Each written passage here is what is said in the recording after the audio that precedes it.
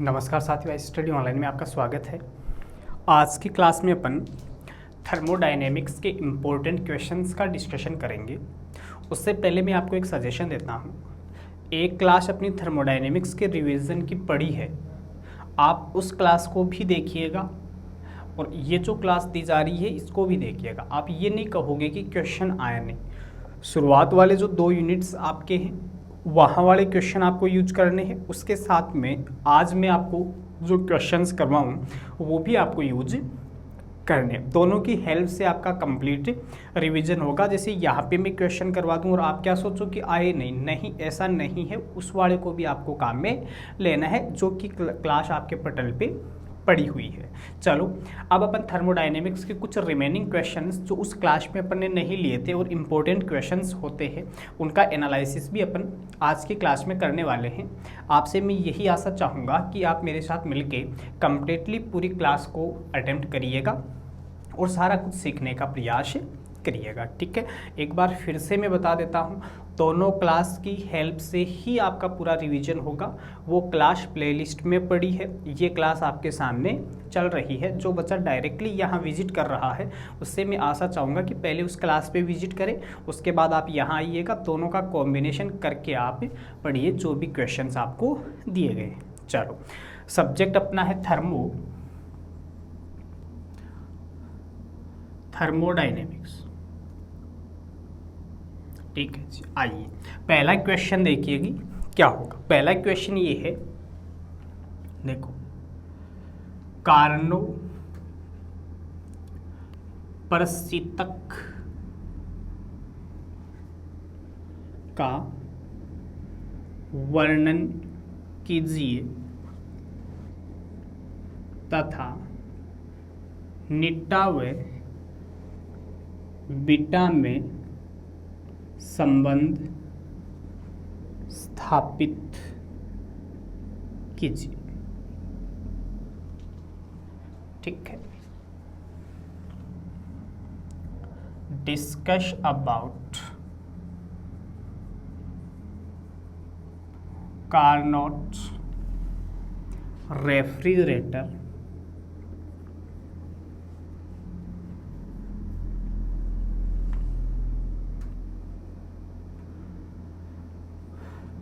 find out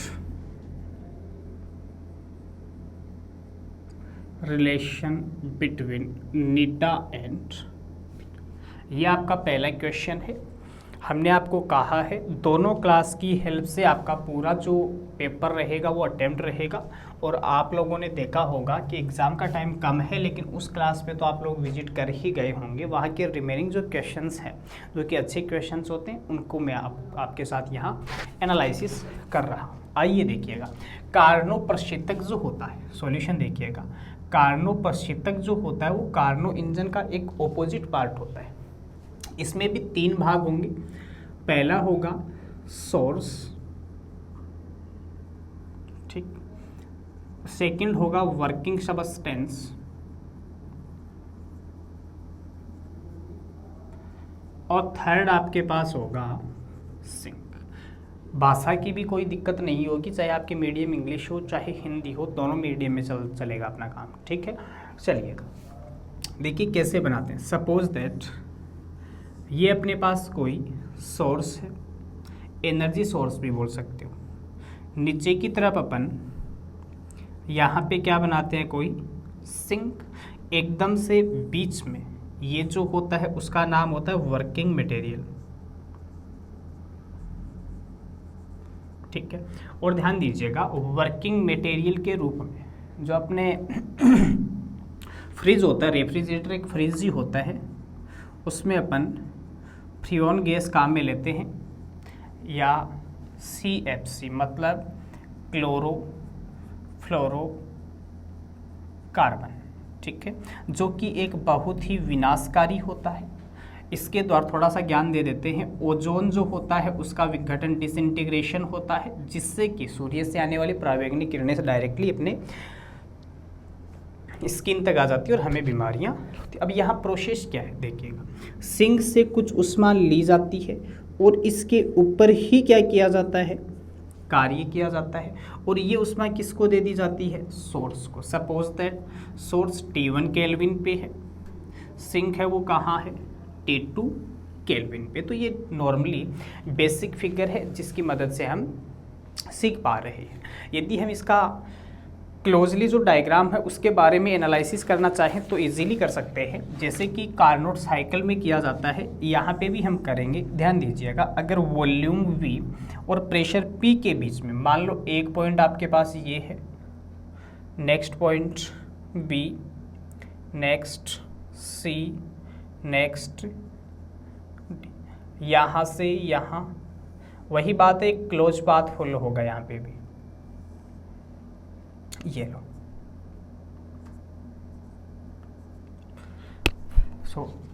यहाँ पे समतापीय संपीड़न होगा, आइसोथर्मल कंप्रेशन होगा, यहाँ पे रुद्धोष्म संपीड़न होगा, ठीक, एडियाबैटिक कंप्रेशन होगा, यहाँ पे आइसोथर्मल एक्सपेंशन होगा और यहाँ पे एडियाबैटिक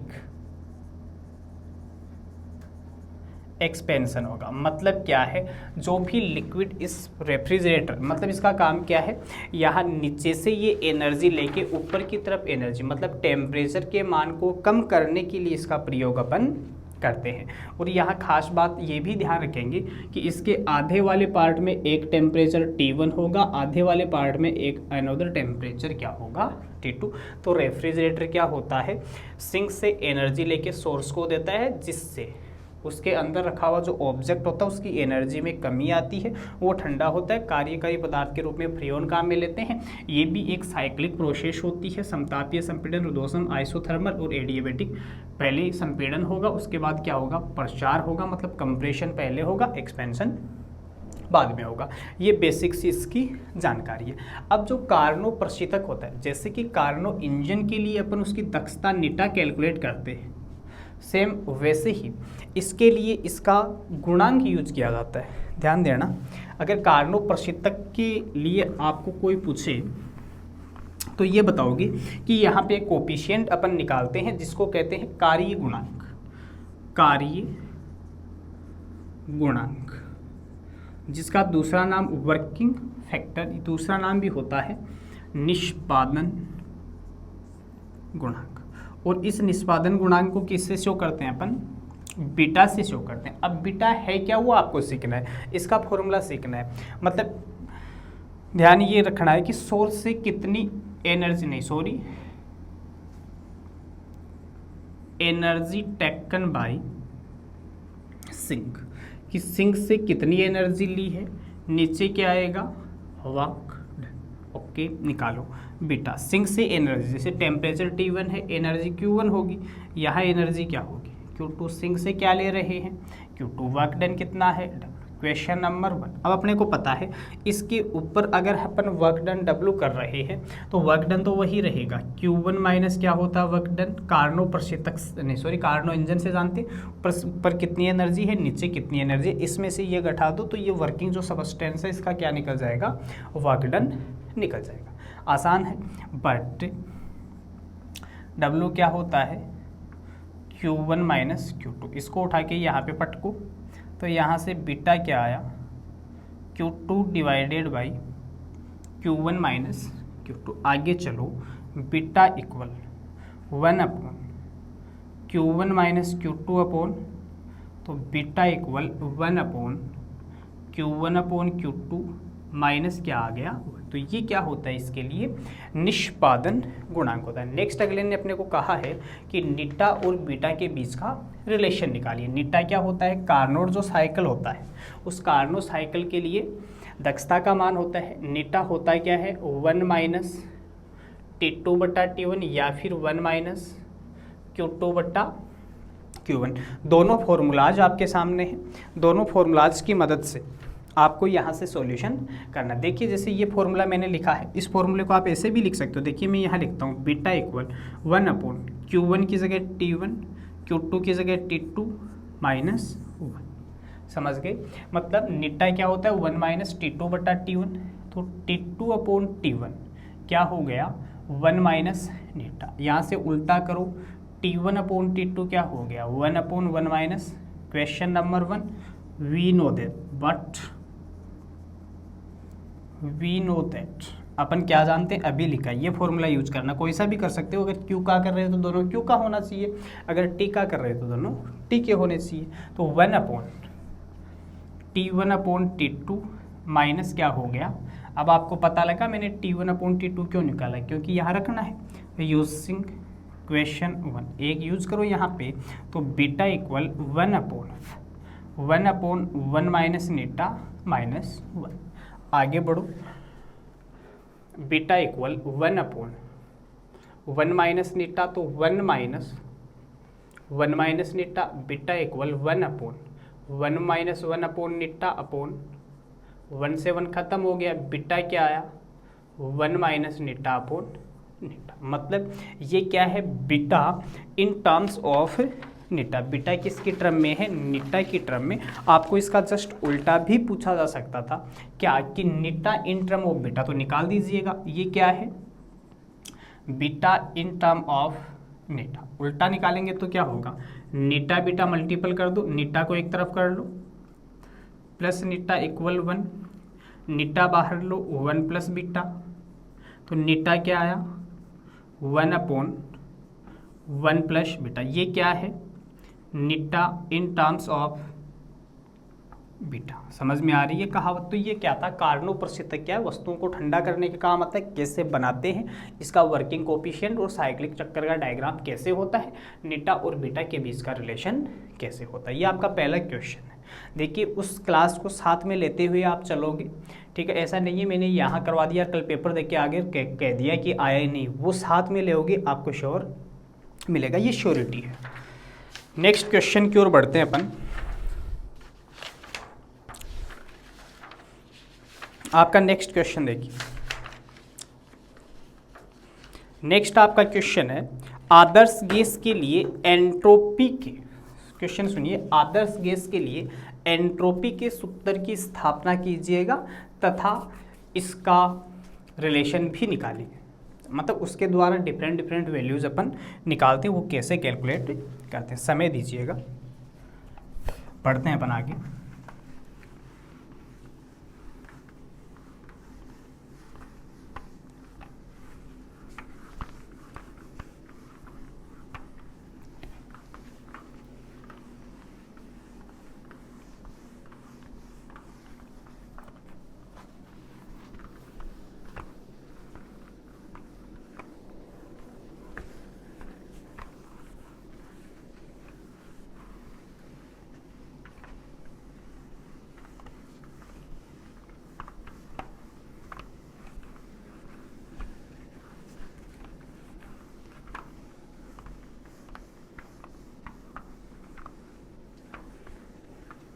चलो जी, नेक्स्ट क्वेश्चन आपका क्या है, आदर्श गैस के लिए एंट्रोपी के सूत्र की स्थापना कीजिए तथा इसके पदों को भी समझाइए। आदर्श गैस के लिए,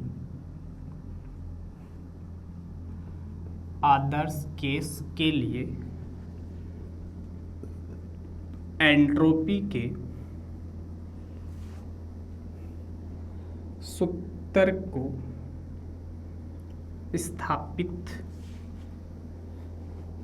कीजिए तथा इसके पदों को समझाइए।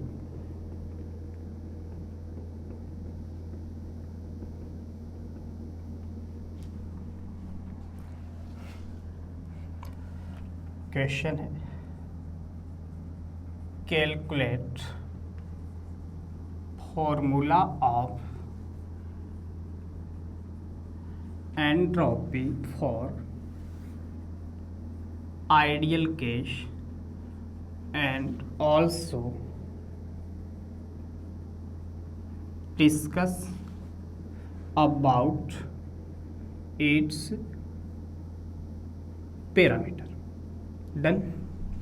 हाँ जी, बहुत ही आसान सा है, तरीका आपको सीखना है, ठीक है, ध्यान दीजिएगा। अब अपन जानते हैं अगर नहीं जानते हो तो हम पूरा आपको जनवाने की कोशिश करेंगे। क्या जानते हो आप एंट्रोपी की डेफिनेशन से? पूरा मैथमेटिकल है, सीखते चलो। वी नो दैट एंट्रोपी की डेफिनेशन क्या होती है? ds equal to D Q divided by but, या फिर डी क्यू क्या हो गया? S according to first law of thermodynamics क्या होता है? D Q equal to D U plus D Q equal D U, D W क्या होता है? पी डी वी, ठीक है।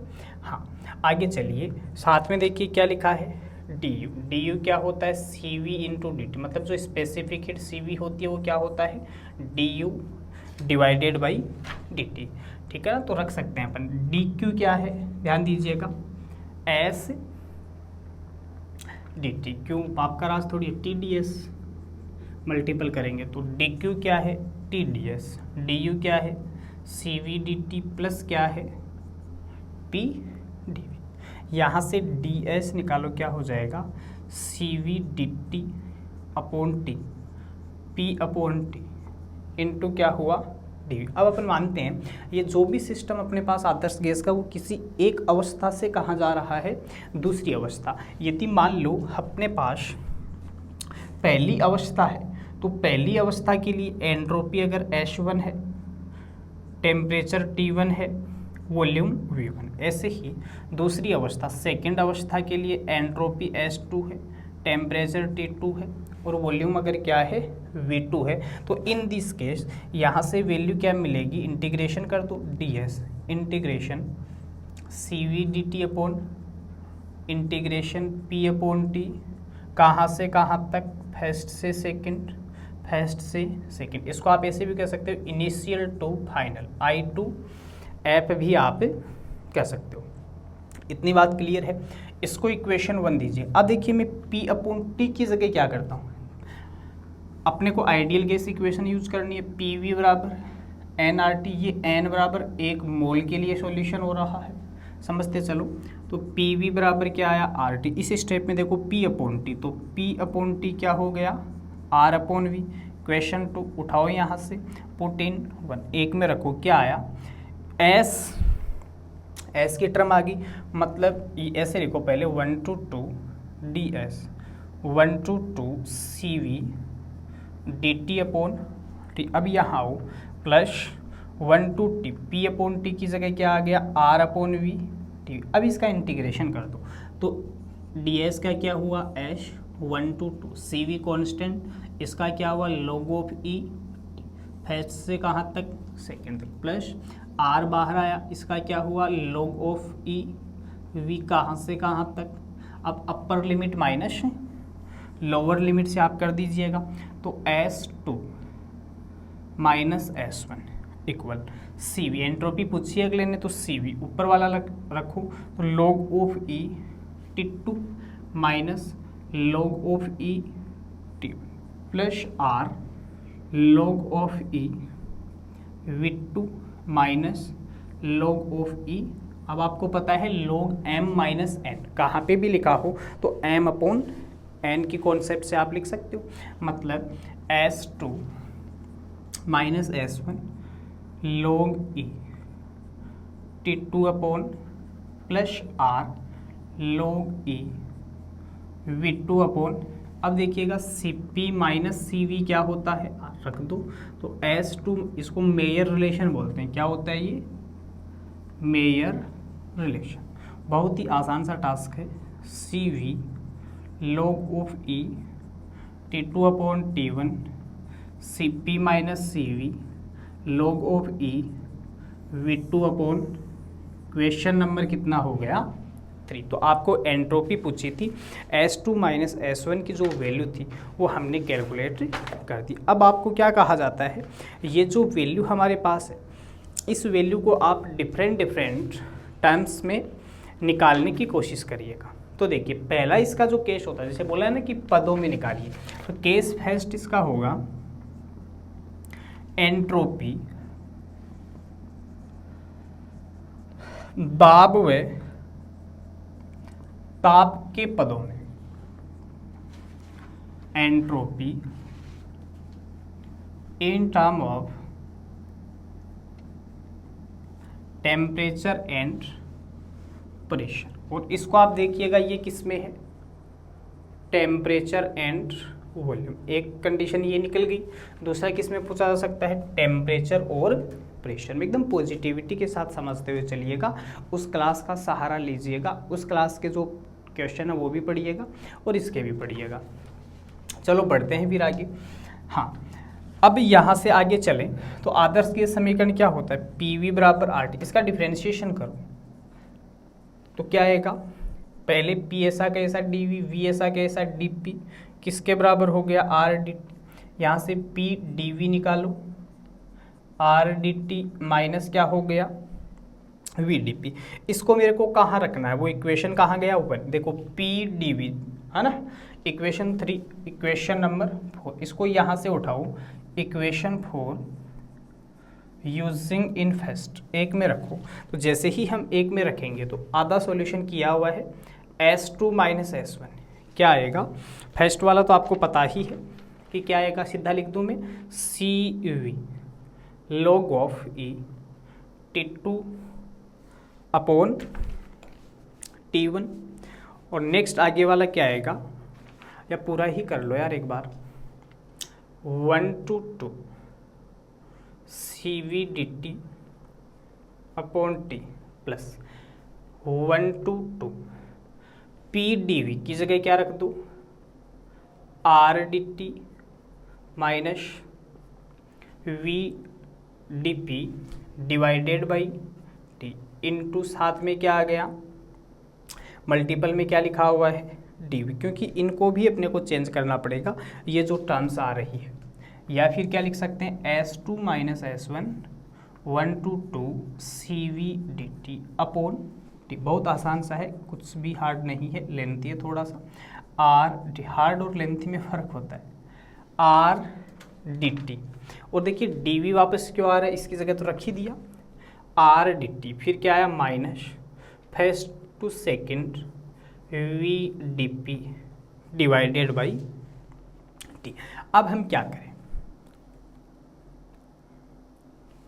इन दोनों को देखो, यदि यहाँ से हम देखें तो CV और R dt अपॉन T एक जैसा है तो एक जगह कर दो, मतलब S2 माइनस S1 1 to 2 ये क्या हो जाएगा, CP नहीं CV plus R dt divided by T।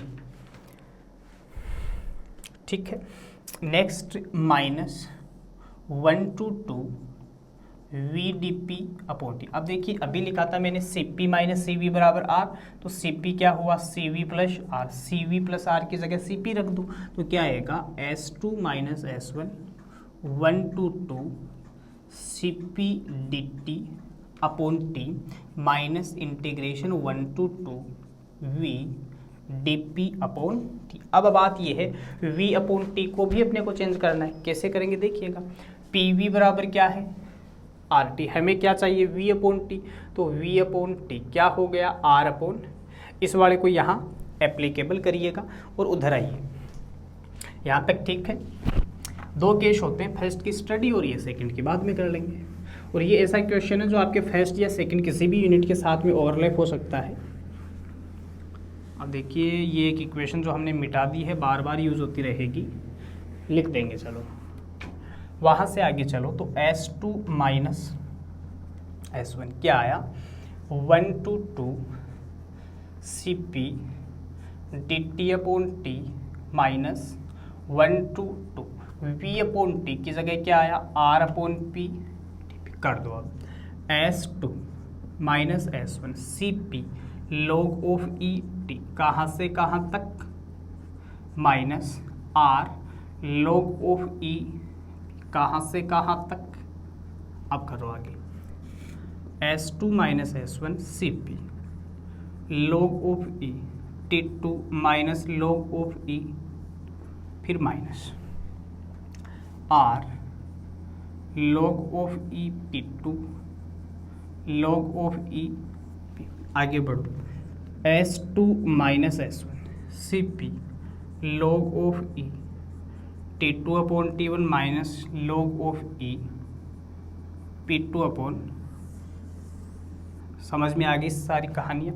ये किसके टर्म में देख सकते हो, in terms of T and P। किस किस की टर्म में है, टेम्परेचर और प्रेशर। नेक्स्ट आपको पूछा जाता है दाब व आयतन में।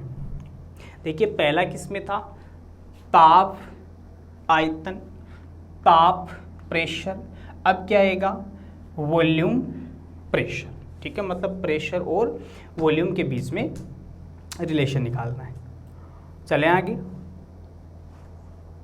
और वही इक्वेशन काम में लेनी है जो अपन पहले निकाल चुके हैं। और वो इक्वेशन एक बार मैं लिखना चाहूँगा, क्या था, S2 minus S1 CVln T2 upon T1 plus CP minus CV ने इससे ऊपर का ये नहीं है, ध्यान दीजिएगा।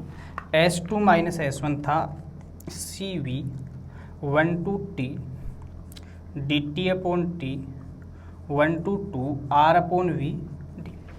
ये पहला केस आपका हुआ कि एंट्रोपी दाब हुए ताप के पदों में। इसमें देख सकते हो ताप आयतन, दूसरे में आपने निकाल दिया दाब ताप। अब थर्ड में जो अभी बताया मिक्सअप करना है। चलें, तीनों में से कोई सा भी आ सकता है जी।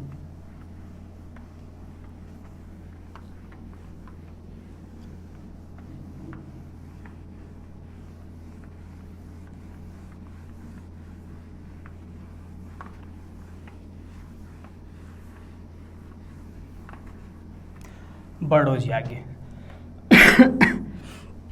नेक्स्ट एंट्रोपी दाब हुए ताप के, नहीं दाब हुआ आयतन के पदों में। केस नेक्स्ट वाला है एंट्रोपी दाब हुए आयतन के पदों में।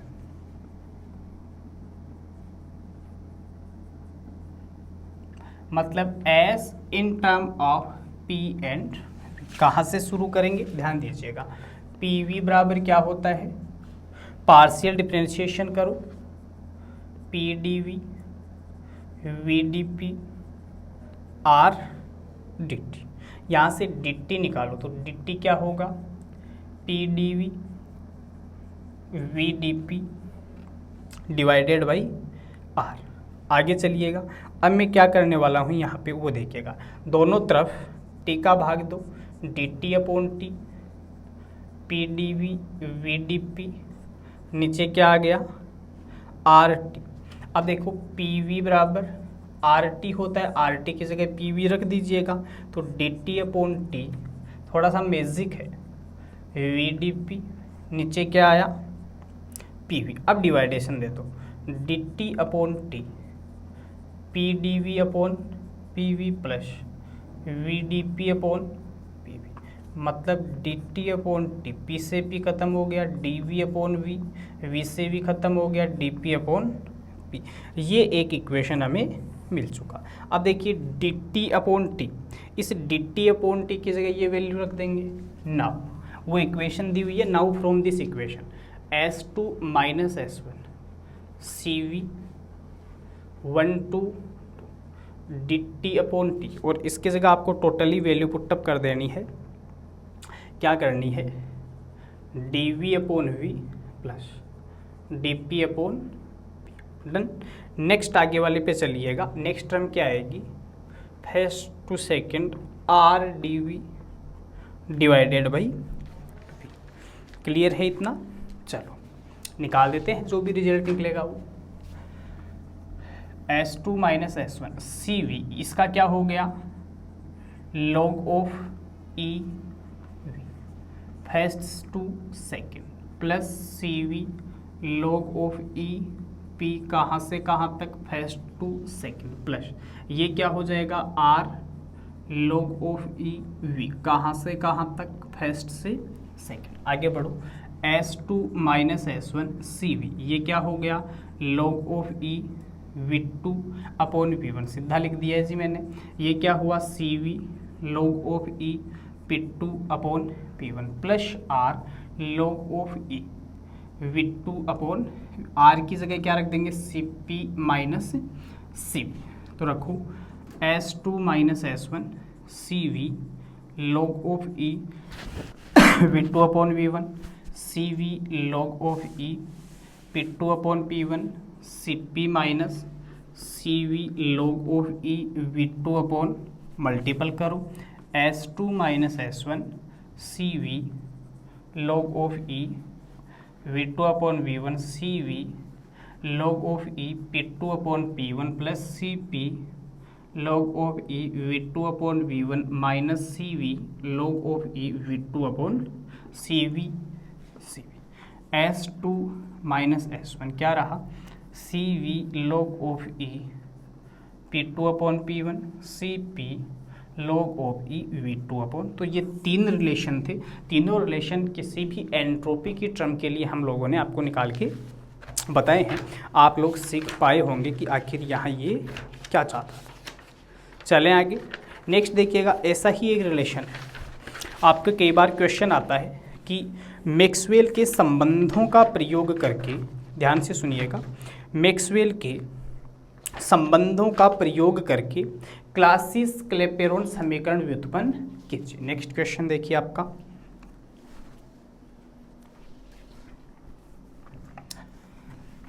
बने रहिए, लास्ट तक पूरा सीखते रहिए, सारा सीख के जाओगे।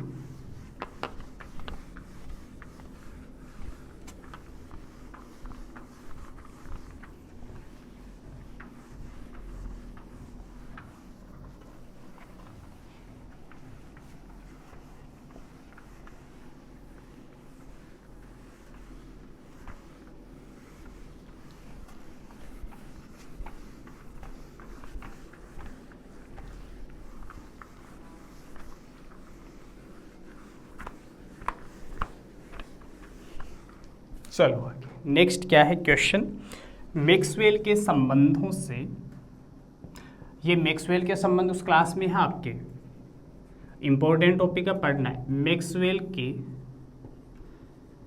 संबंधों द्वारा Clausius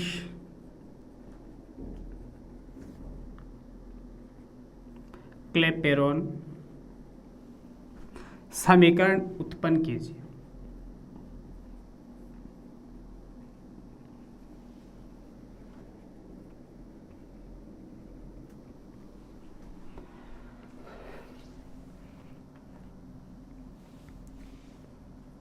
derive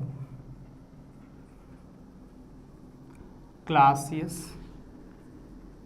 Clapeyron equation by the help of Maxwell equation. ये मैक्सवेल इक्वेशन थर्मोडायनेमिक्स वाली है, वो मैक्सवेल नहीं है जो अक्षर आप पढ़ा करते थे।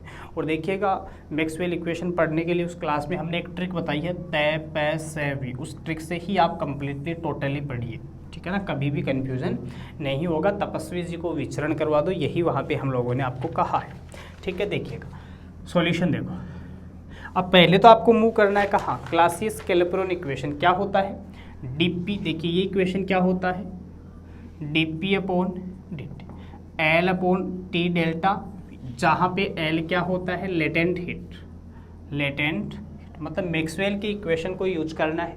यूज करते हुए कहाँ तक पहुँचना है, DP upon DT that equal L upon T delta V. कैसे पहुँचे, बहुत ही आसान है, देखिएगा तरीका सीखिएगा।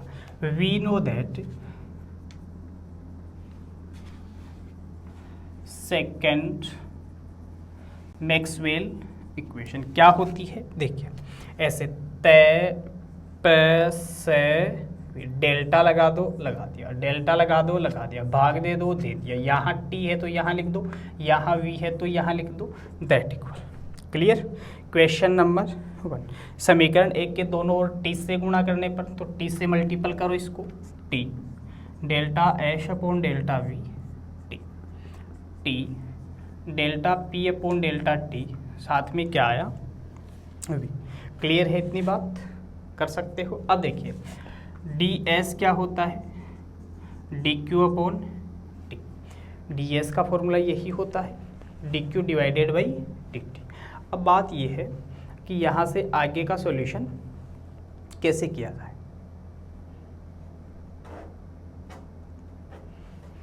तो यहाँ से वैल्यू निकाल दो ds की जगह रख दो dq अपॉन रखो, ds या डेल्टा s होता तो डेल्टा लग जाता, देन t, डेल्टा s की जगह delta q upon t, delta v at t delta p upon delta.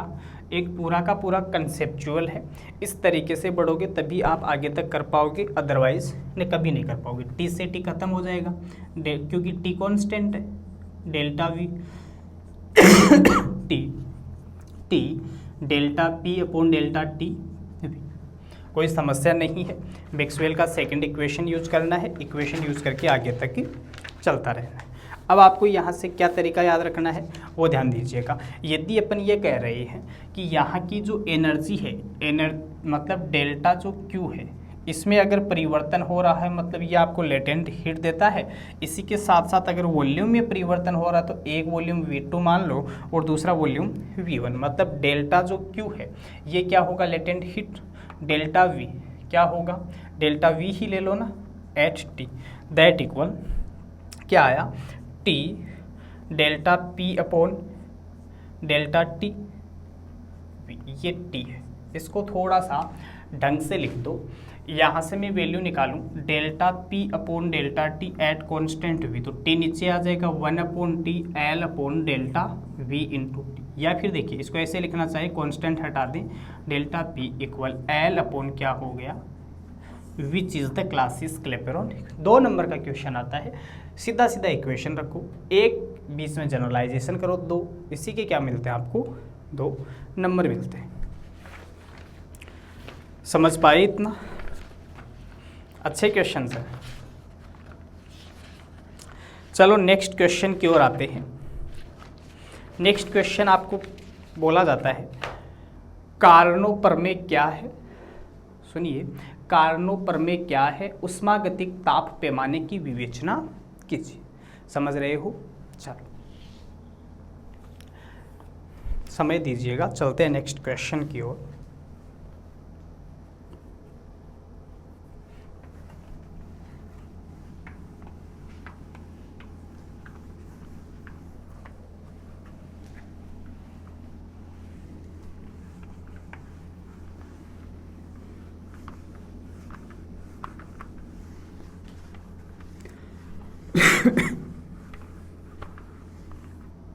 Next question है आपका, कारणों प्रमेय क्या है, कारणों प्रमेय क्या है, उष्मागतिक ताप पैमाने की विवेचना कीजिए। उष्मागतिक ताप पैमाने की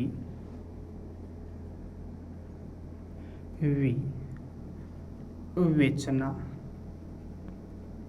कीजिए। डिफाइन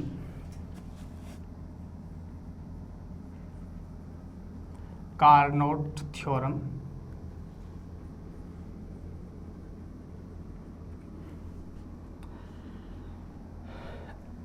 डिस्कस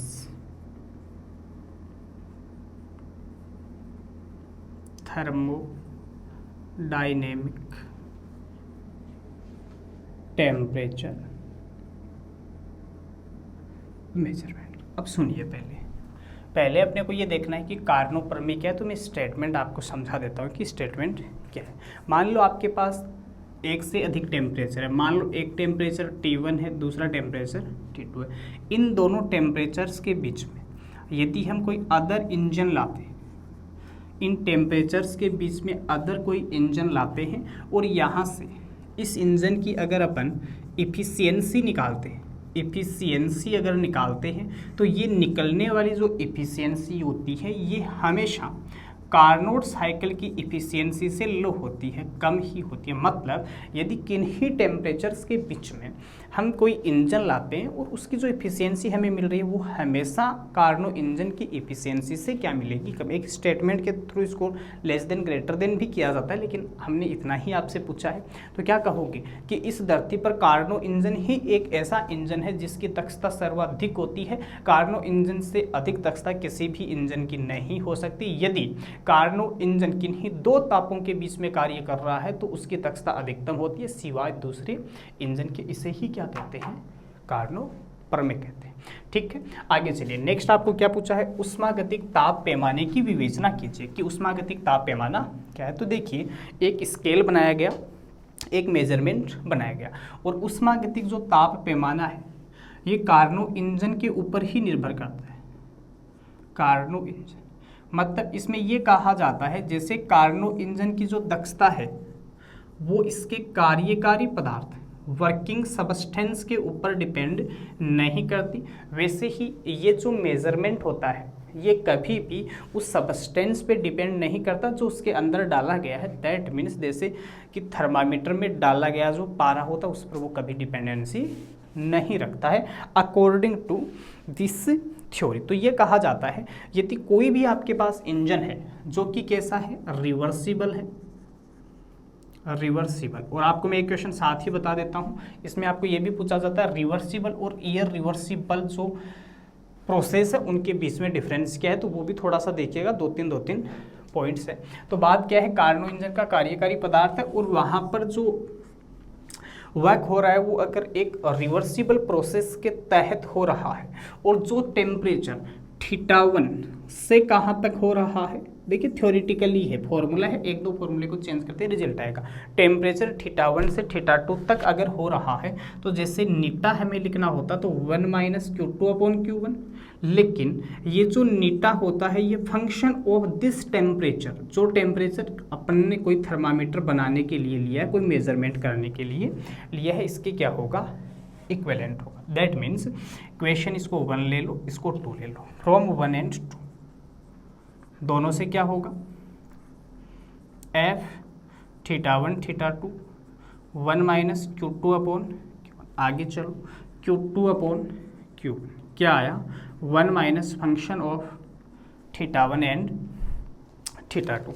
अगर इसको आप उल्टा लिखना चाहो तो Q1/Q2 क्या आएगा, 1/1 - फंक्शन ऑफ θ1 एंड θ2। समझ में आ रही है बात, इतना आप आसानी से काम कर सकते हो। यही क्या है, उष्मागतिक ताप पैमाने की ऊर्जा के लिए रिलेशन है। तब यहाँ क्या कहा जाता है कि यहाँ का जो ये Q1 और Q2 एनर्जी है ये भी किसी फंक्शन के ऊपर, मान लो θ1 और θ2 है, इस पर डिपेंडेंसी रखता है। That means function of θ1 and θ2 हम क्या लिख सकते हैं, 1/1 - function of θ1 and θ2। That means हम डायरेक्टली ये बता सकते हैं जैसे Q1 और Q2 में θ1 और θ2 का रिलेशन है। ऐसे ही मान लो दो पैरामीटर और होता, 2 3 होता जिसका टेम्परेचर क्या होता, θ2 θ3। ऐसे ही 3 1 होता जिसका टेम्परेचर क्या होता, θ3 और θ1। तो इसी के अकॉर्डिंग अगर मैं लिखना चाहता Q2 डिवाइडेड बाई Q3 तो ये फंक्शन किसका होता, 2 और 3 का। क्वेश्चन 4 ले लो। ऐसे ही मैं लिखना चाहता कि Q1 और Q3 तो ये फंक्शन किसका होता, θ1 और θ3। इसी तरीके से ये आगे से आगे चलता रहता है। दैट मीन्स अगर अब मैं क्या करता हूँ, इन दोनों का मल्टीपल करता हूँ। नाउ अब क्या करना है, इक्वेशन 4 को 5 से मल्टीपल करो कि जो हमने ये बनाया है वो क्या वाकई में इस प्रकार से काम करेगा या नहीं करेगा, ये हम कोशिश कर रहे हैं। तो Q2/Q3 Q1/Q3 इस प्रकार से इसका मल्टीप्लिकेशन करो, Q2/Q3 Q1/Q3, लेकिन ये होना क्या चाहिए, ध्यान दो, 3 1, तो ये उल्टा होना चाहिए। जैसे Q1/Q3 है तो ये होना चाहिए Q3/Q1, थोड़ा सा ठीक नहीं है, Q3/Q1, मतलब Q3/ मल्टीपल करो तो क्या आया, F θ2 θ3 F θ3 θ1 या θ1 θ3, θ3 से θ3 चला गया, Q2/Q1 F इसका कोई फिजिकल सेंस नहीं होता है, बस ये फंक्शन निकाल दो, ऊष्मागतिक ताप पैमाना बन गया। और इस इक्वेशन को यूज करो, देखिए Q2 अपॉन Q1, ध्यान दो Q2 अपॉन Q1 क्या है अपने पास 1 अपॉन एफ θ1 θ2। ये थोड़ा ठीक नहीं था, ये मतलब ये ऐसे होता, देखो Q1 अपॉन Q3, ठीक है, और ये होता Q3 अपॉन Q2, मतलब ये क्या है Q3 अपॉन Q2, ये क्या है, ये तो ठीक लिखा था पहले Q1 अपॉन Q3, तो यहाँ से ये सारा मामला ठीक नहीं है, Q3 से Q3 खत्म हो गया, Q1 अपॉन Q2 क्या आया F θ2 θ3 F θ3 θ1। यहाँ देखो Q1 अपॉन Q2 कौन से इक्वेशन से देखना है, Q1 अपॉन Q2 कहाँ गया, जैसे ये लिखा है वैसे ही क्या हो जाएगा F θ1 θ2 F 2 3 हो जाएगा, फिर क्या हो जाएगा 3 1 हो जाएगा, मतलब इससे ये कैंसिल हो जाएगा, 1 2 आपस से रह जाएगा। मतलब ये क्या है, एक तरीका है जिससे अपन कोई भी ऊष्मागतिक ताप पैमाना बना सकते हैं। जैसे 1 2 है तो 2 3 3 2, और भी तरीके हैं, जैसे 1 3 लेता तो 1 2 आ जाता, और क्या आ जाता 2 3 आ जाता। तो ये है आपका ऊष्मागतिक ताप पैमाना। नेक्स्ट क्वेश्चन देखिए, इसके बाद में कौन से क्वेश्चन पे अपन चलने वाले हैं।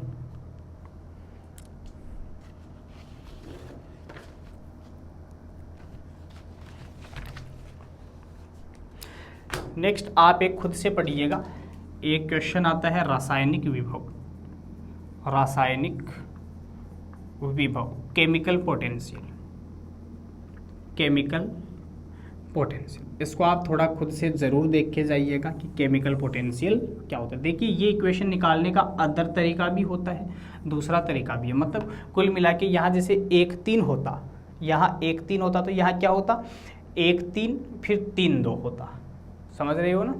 चलो अब अपन नेक्स्ट क्वेश्चन की ओर मूव करते हैं। नेक्स्ट क्वेश्चन आपसे क्या पूछा जाता है वो सीखिए।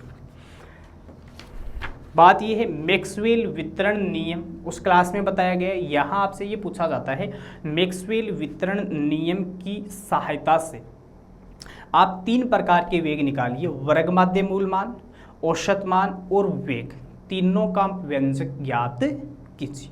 समय दीजिएगा, अभी हम लिखते हैं। नेक्स्ट क्वेश्चन देखिए,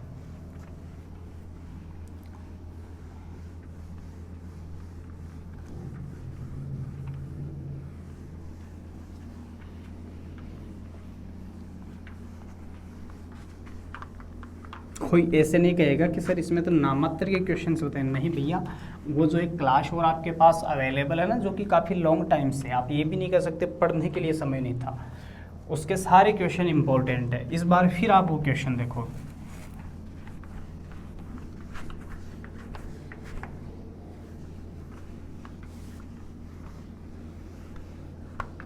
चलो नेक्स्ट क्वेश्चन आपका है मैक्सवेल वितरण नियम क्या है, या अणुओं का नहीं सही है, मैक्सवेल अणु वेग वितरण नियम क्या है। मैं थ्योरी नहीं बताऊंगा, खुद देखो। मैक्सवेल वेग वितरण नियम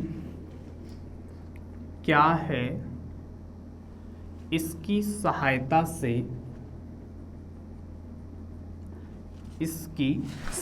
से आगे क्वेश्चन पूछ रहा है अगला, आपको 2-3 क्वेश्चन पूछेगा जो कि वेलोसिटी से रिलेटेड है।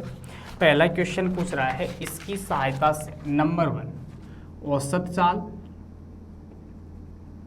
दूसरा पूछ रहा है आरएमएस वेलोसिटी, वर्ग माध्य मूलमान चाल, और थर्ड आपको ये पूछ रहा है अधिकतम प्रायिक चाल।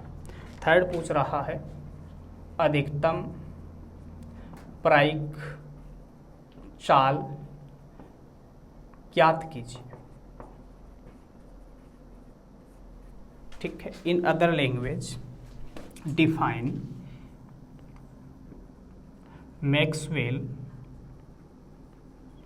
Velocity distribution law. By this help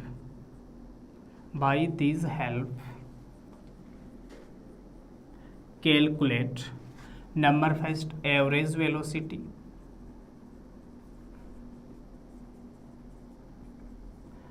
second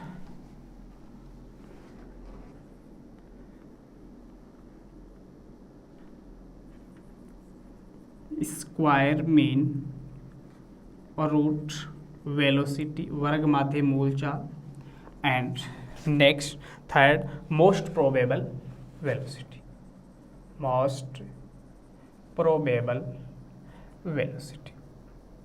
इसके बारे में कोई कहानी हमारे द्वारा नहीं बताई जाएगी, कुछ एक पॉइंट्स होते हैं जिनकी मदद से इनको अपन सोल्व आउट करते हैं। यहाँ से सिर्फ हम इतना ही बताएंगे कि मैक्सवेल डिस्ट्रीब्यूशन फंक्शन होता है, उसके द्वारा अपने को नंबर ऑफ पार्टिकल निकालने का एक तरीका होता है, उसका फॉर्मूला मिलता है और यही फॉर्मूला यूज होगा हर जगह। dn इक्वल 4πn m/2π/kt की पावर 3/2 इंटू सी square e⁻ mc²/2kt into d. Equation number इसको ले लो 1। अब 1 by 1 चलो। फर्स्ट पॉइंट देखो क्या है, average velocity. Suppose that average velocity क्या है, सी बार। लिखने का तरीका सीखिएगा, इंटीग्रेशन 0 to इनफाइनाइट। वेलोसिटी क्या है, सी। इस सी का डी एन के रिस्पेक्ट में डिफरेंशिएशन और एन का ही आपको क्या देना है, भाग। तब आपको यहाँ से क्या मिलेगा, एवरेज वेलोसिटी। डन। इसको लीजिएगा इक्वेशन, डी एन यहाँ रख दो। यूजिंग इक्वेशन 1 क्या मिलेगा, देखिए c bar equal 1/n 0 to infinite c 4πn m/2π/kt power 3/2 c square e⁻ mc²/2kt into d. Clear है जितनी बात। जो कॉन्स्टेंट्स की टर्म है उनको बाहर निकाल दीजिएगा, तो क्या आएगा, सी बार। एन से तो एन खत्म हो गया, सी से सी मल्टीपल होके सी क्यूब की टर्म बन जाएगी, ठीक है। और कांस्टेंट क्या है, 4π m/2π/kt की पावर 3/2 0 to इनफाइनाइट। ये क्या हो गया, c cube e⁻ mc²/2kt multiple by. अब यहाँ पे आपको एक डेफिनेट इंटीग्रेशन का कॉन्सेप्ट काम में लेना है। अगर कहाँ पे भी लिखा गया, देखिए हम लिखते हैं, अगर कहाँ पे भी लिखा गया है 0 to इनफाइनाइट x³ e⁻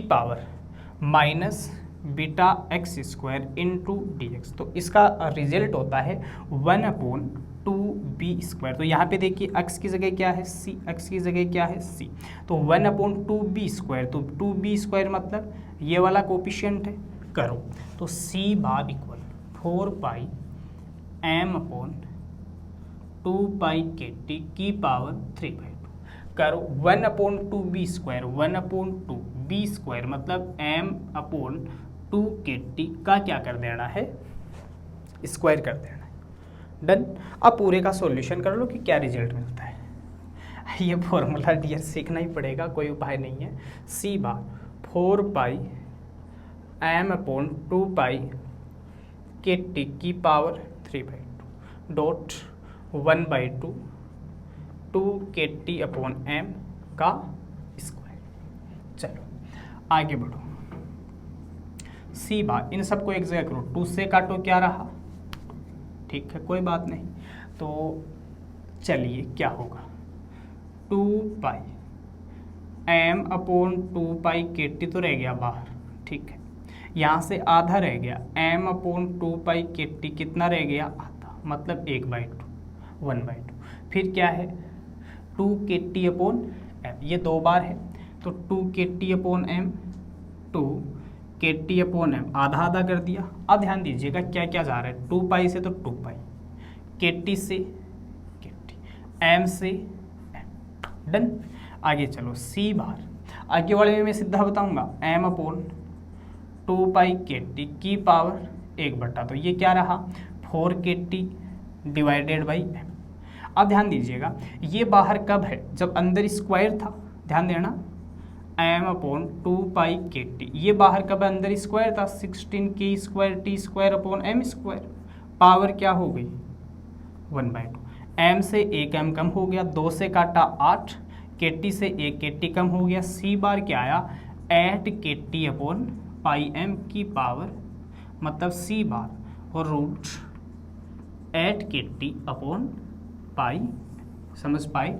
ये पहला था आपका, क्या निकालना था आपको औसत चाल। अब सेकंड वाले मेरे में ज़्यादा टाइम नहीं लगाऊंगा, सेकंड RMS यदि आपको निकालना था तो देखिए सेकंड वाला CRMS क्या होगा 1/n 0 to ∞ c²dn, और इसका क्या कर दो 1/, वर्ग मतलब क्या करना है उल्टा पढ़ो, स्क्वायर फिर मीन, उसके बाद क्या करना है रूट करना, अपन ने कर दिया।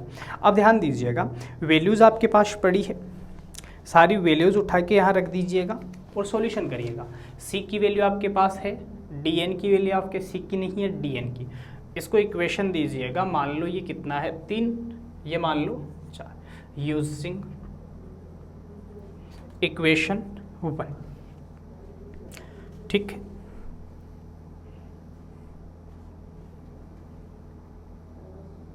इसको देखो ऐसे भी तो लिख सकते हैं ना, जैसे ये CRMS है, इसको क्या लिख सकते हैं C बार का क्या कर दो स्क्वायर, मतलब CRMS C बार का स्क्वायर, क्या मिला देखिए 1/n तो बाहर 0 to ∞, फिर वहाँ से वैल्यू रखेंगे तो 4πn m/2π/kT की पावर 3/2, ठीक है। फिर c² यहाँ है ही, c² रख दिया, एक c² वहाँ से आएगा, फिर e की पावर -mc²/2kT इंटू साथ में क्या आ गया dc। इस प्रकार की ये टर्म अपने को मिली, n से n खत्म हुआ तो CRMS क्या आएगा 4πm/2π/kT बाहर आया, पावर कितना आया 3/2। फिर देखिएगा अंदर क्या रहा 0 to ∞ c की पावर 4 mc²/2kT इंटू, ये एक डेफिनेट इंटीग्रेशन होता है और इसकी वैल्यू सीधी याद रखो आप यहाँ से, मतलब चलो मैं बता देता हूँ फिर मैं सीधा रिजल्ट बताऊँगा। 0 to ∞ x की पावर 4 और e की पावर -bx²dx, ऐसा कहाँ लिखा हुआ तो 3/8 π/b की पावर 5 की पावर 1/2, इसका आंसर होता है। पूरा कैलकुलेशन आप करोगे तो CRMS आएगा √3kT आपस में जैसे ये यहाँ पे कटे थे ना वैसे सारे कट जाएंगे और रिजल्ट क्या मिलेगा √3kT। ऐसे ही इसका थर्ड वाला पार्ट है, मैक्सिमम जो वेलोसिटी है उसमें थोड़ा सा वक्त अपने को लगेगा। दो आपको समझ आए, अपन साइड में लिख देते हैं। पहला हमें क्या मिला C बार, यहाँ लिख देते हैं C बार हमें क्या मिला √8kT/π। CRMS हमें क्या मिला √3kT/m। अब थर्ड वाला है मैक्सिमम, और यही इंपॉर्टेंट होता है, पूछा जाता है तो मोस्ट प्रोबेबल वेलोसिटी ही पूछी जाती है। थोड़ा सा वक्त दीजिएगा, करने का तरीका थोड़ा सा अलग है।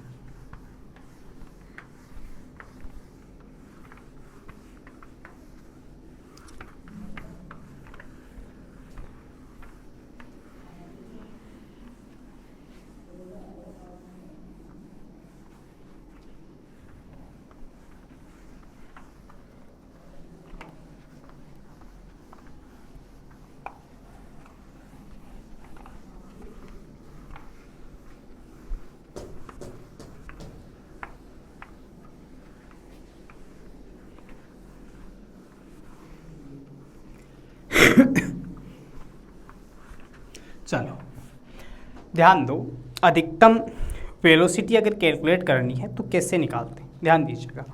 अभी हमने बताया आपको कि जो dn थर्ड वाला है और इसको डिनोट करने का तरीका रहेगा सी से ही करेंगे, ठीक है ना। ये निकालना है। डी एन की वैल्यू क्या थी आपके पास 4 पाई एन, याद होगी एम अपॉन 2 पाई के टी की पावर 3/2 ई की power minus M C square upon 2 K T into सी स्क्वायर इंटू, अब इस इक्वेशन को थोड़ा यूँ लिखा जाता है डी एन अपॉन डी, ये किसको इसकी प्रोबेबिलिटी को बताता है, क्या बताता है probability P C into D C के बारे में जानकारी देता है। क्या है 4 पाई एम अपॉन 2 पाई के टी पावर 3/2 ई की power minus M C square upon 2 K T C square into D C. Clear है इतनी बात। अब ये कहा जाता है कि इसके मैक्सिमम मान के लिए, ध्यान से समझिएगा, क्या करना है, हमें अधिकतम मान निकालना है। मतलब पी सी के मैक्सिमम वैल्यू के लिए D P C upon D C क्या होना चाहिए। क्वेश्चन 1 2 को उठा के यहाँ रखो, D upon D C P C रखो 4 पाई एम अपॉन 2 पाई के टी की power minus M C square upon 2 K T C square into, constant को पूरा बाहर ले लो तो क्या रहेगा देखिए 4 पाई एम अपॉन 2 पाई के टी की पावर 3/2 डी अपॉन ई की power minus M C square upon 2 K T into सी स्क्वायर। डी सी अब यहाँ नहीं आएगा, वापस से डी सी का कोई ऑप्शन नहीं, ठीक कर सकते हो। अब देखिएगा ये 0 है तो ये तो 0 हो नहीं सकता, नहीं ये तो 0 हो नहीं सकता, 0 इसको होना पड़ेगा। तो क्या रहा D upon D C E की power minus M C square upon 2 K, आप डी सी रख सकते हो बाहर ले अगर कोई दिक्कत है तो, सी स्क्वायर किसके बराबर, आप आइलेट के द्वारा फर्स्ट डॉट सेकंड से सॉल्यूशन कर दीजिएगा। ये फर्स्ट मान लो और आगे वाला क्या है सेकंड। चलें आगे, चलो तो फर्स्ट ऐसा का ऐसा, सेकंड का डिफरेंशिएशन प्लस मतलब 2c हो गया प्लस सेकंड ऐसा का ऐसा e की पावर x का e की पावर x, क्या पूरा हो गया जी नहीं, जिसको t माना उसका भी होगा तो minus M upon 2 K T constant है, सी स्क्वायर का क्या हो जाएगा 2c दैट इक्वल 0। अब जो बाहर आ रहा है उसको बाहर ले लो, ध्यान दीजिएगा थोड़ा सा लेंथी बन गया ना, तो 2c ई की power minus M C square upon 2 K T दोनों से बाहर आया, 1 माइनस क्या रहा एम रहा सी स्क्वायर रहा, एम सी स्क्वायर अपॉन नीचे क्या रह गया 2 के टी किसके बराबर आ गया। अब वापस जैसे ये कहानी थी कि बराबर 0 है तो या तो ये होना चाहिए या ये होना चाहिए, वही कहानी, ये इक्वेशन 0 है तो ये तो 0 हो नहीं सकती, इसको 0 होना पड़ेगा। तो 1 minus M C square upon 2 K T that equal, यहाँ से वैल्यू निकालो M C square upon 2 K T किसके बराबर, सी स्क्वायर क्या आया 2 के टी अपॉन सी क्या आया, ये क्या होती है इसकी अधिकतम प्राप्य चाल मैक्सिमम प्रोबेबल डिस्टेंस। आपको क्या पूछा जाता है c bar ratio c R M S ratio c, कि इन तीनों का हमें अनुपात भी बताइए। तो फॉर्मूले सारे हैं, root 8 K T upon pi M is to root 3 K T upon M is to root 2 K T upon M. तो के टी अपॉन एम सब जगह से चला जाएगा, root 8 upon pi is to root 3 is to root, ऐसे भी लिख सकते हो 2 root 2 upon pi is to root 3 is to root. तो तीनों की जो वेलोसिटी है उनके बीच में किस प्रकार का रेशियो आता है उसका भी हमने जिक्र किया। अगर आप टोटली देखना चाहते हो तो वैल्यू क्या आती है वो देखिएगा। इस वाले की वैल्यू मिलती है आपको 1.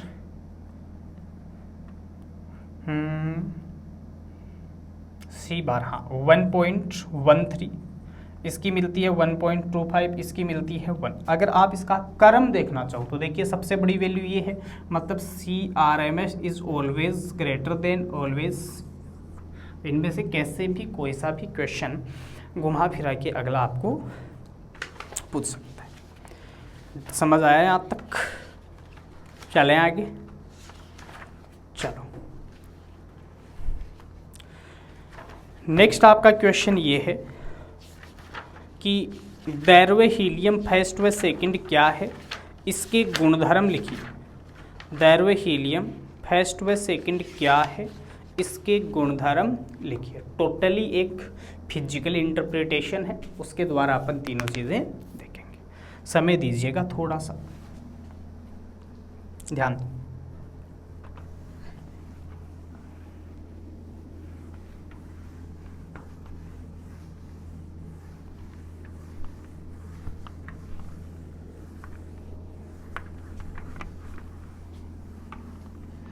बाकी देखिए ये जो सेकंड वाला आपका चैप्टर है ना, उसके काफ़ी सारे क्वेश्चन है। जूल थॉम्पसन प्रभाव है, रुदोसम विचुंबकन है, इससे रिलेटेड जितना भी है ना बड़े वाले डेरिवेशन, वो इंपॉर्टेंट क्वेश्चन वहाँ आपको डाले गए।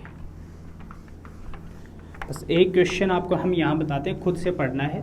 पुनर्निवेशी शीतलन क्या होता है, what is the regenerative cooling, उसके लिए एक सूत्र की स्थापना कीजिए। ये आपको खुद से पढ़ना है, what is the regenerative cooling, ठीक है ना। घुमा दो और पानी को क्या कर दो, ठंडा। चलो क्वेश्चन लिखते हैं पहले अपन। दैरवे हीलियम, क्वेश्चन देखिए, और ये क्वेश्चन आपको ऐसे पूछा जाता है, दैरवे हीलियम क्या है समझाइए तथा इसके गुणधर्म लिखिए, तथा इसके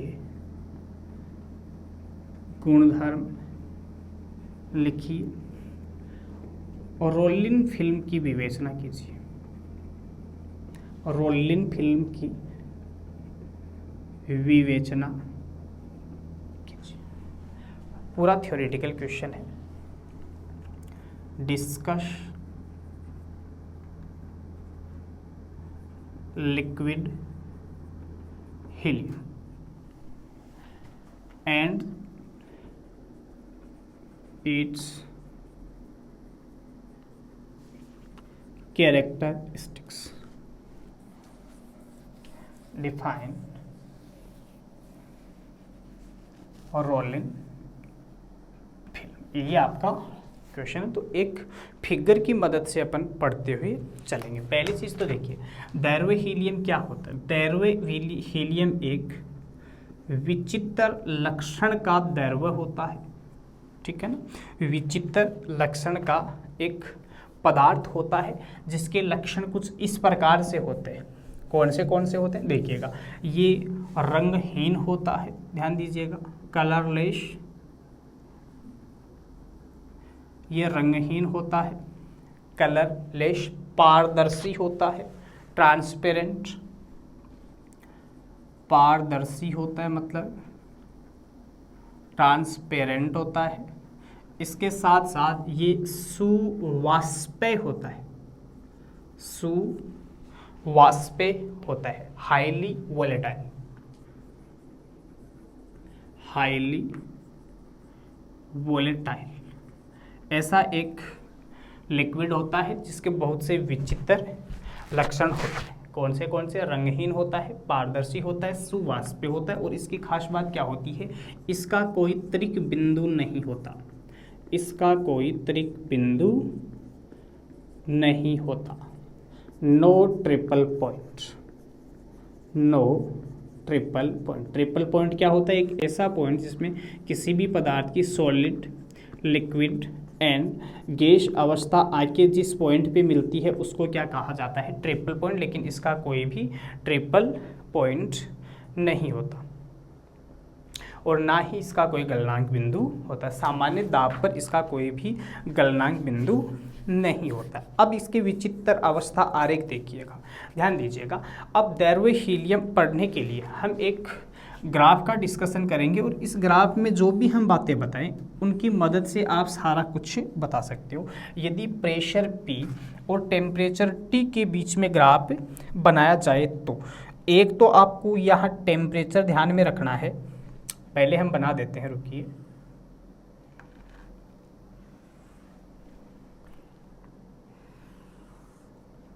सॉरी जी। अब आपको यहाँ दो टेम्परेचर ध्यान रखने, एक तो ये वाला टेम्परेचर आपको पता रखना है 1.74 केल्विन, ये टेम्परेचर आपको पता रखना है 2.19 केल्विन, और इससे आगे जब अपन जाते हैं तो 5.2 केल्विन। ठीक है, इसके बीच की एक अवस्था होती है, ये इतना ऊपर नहीं जाता यहाँ तक, इसके बीच में ये एक अवस्था होती है, यहाँ पे टेम्परेचर होता है 2.26 केल्विन। नाम दे सकते हैं इनको अपन, ये मान लो कर्व है ए बी सी, ये कर्व है डी ई एफ। ठीक है, अब ध्यान देने वाली बातें क्या है वो सीखना। ये क्या है, किसी भी लिक्विड हीलियम के लिए कोई ग्राफ डिज़ाइन किया गया है। ठीक है ना, आप इसको सुंदर भी बना सकते हो, इसको थोड़ा ऊपर लेके 1.79 2.19, ये क्या था 5.2 केल्विन के। ध्यान दीजिएगा, दैर्घ्य हीलियम का कोई भी ट्रिपल पॉइंट नहीं होता, मतलब कभी भी ये एक बिंदु के ऊपर आके नहीं मिलती है। ठीक है, तो क्या ध्यान रखना है, ये जो कर्व मैंने बनाया है, इस कर्व में मैं यहाँ लाइन खींचता हूँ, इस कर्व के इस वाले भाग में हमेशा क्या पाई जाती है, ठोस हीलियम, सॉलिड हीलियम। डन। इसके नीचे वाला जो पार्ट है यहाँ पे क्या पाई जाती है, गैस हीलियम। अब कहानी कहाँ रही, इन दोनों के बीच की। तो ध्यान दीजिएगा, ये जो बिंदु होता है इसको कहा जाता है लैम्डा बिंदु, लैम्डा पॉइंट। इसी प्रकार इस वाले को भी क्या कहा जाता है, लैम्डा पॉइंट। ध्यान से सीखते हुए चलिएगा, इन दोनों को मिलाने वाली ये जो रेखा होती है इसको कहा जाता है लैम्डा रेखा।